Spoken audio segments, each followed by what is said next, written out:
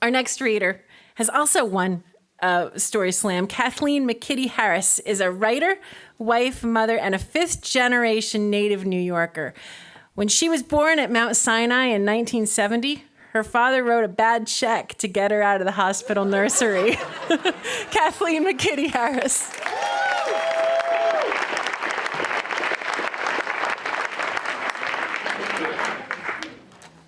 Thank you.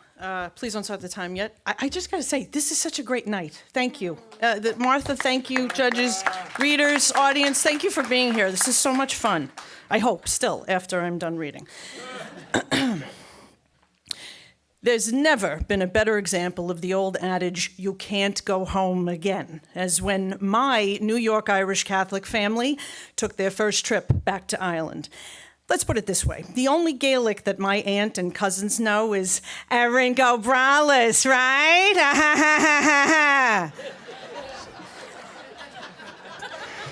To appease their overwhelming Americanness, we went to all the tourist shops right outside Shannon Airport. Kilting Me Softly, Cladders Are Us, and of course, McDonald's, where their request for a real, authentic shamrock shake was understandably met with wide eyes. We then visited a cheesy, albeit historic site named Bunratty Castle, which is sort of like medieval times, but instead of knights and jousting, they have performers in ill-fitting velvet tunics singing slow, sad songs about famine and disembowelment while you try to enjoy your meal.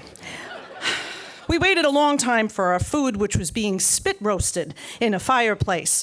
When it was finally served, my Brooklyn-born aunt yelled, "Well, it's about time. I only had the damn shamrock shake for lunch."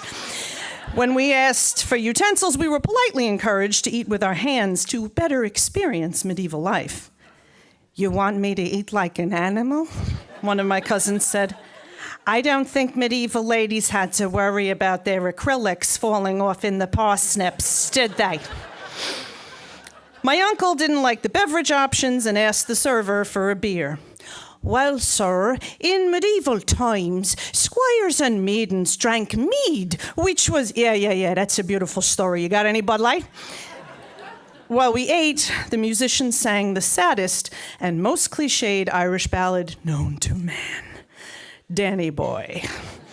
As my cousins rifled through their fanny packs for tissues because it's the law, one Norwegian tourist seated nearby was so moved by the song that she stood up and began to sing along while colossally screwing up the words.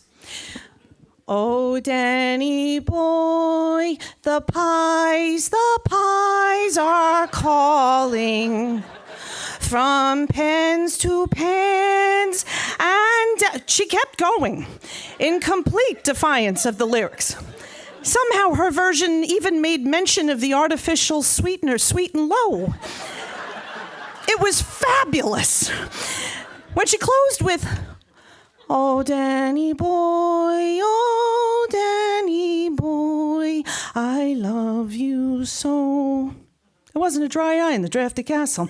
Everyone was weeping. One of my cousins reached over and patted a hand in comfort and solidarity. Maybe you can go home again, because really, we all hail from the same place, humanity. Thank you.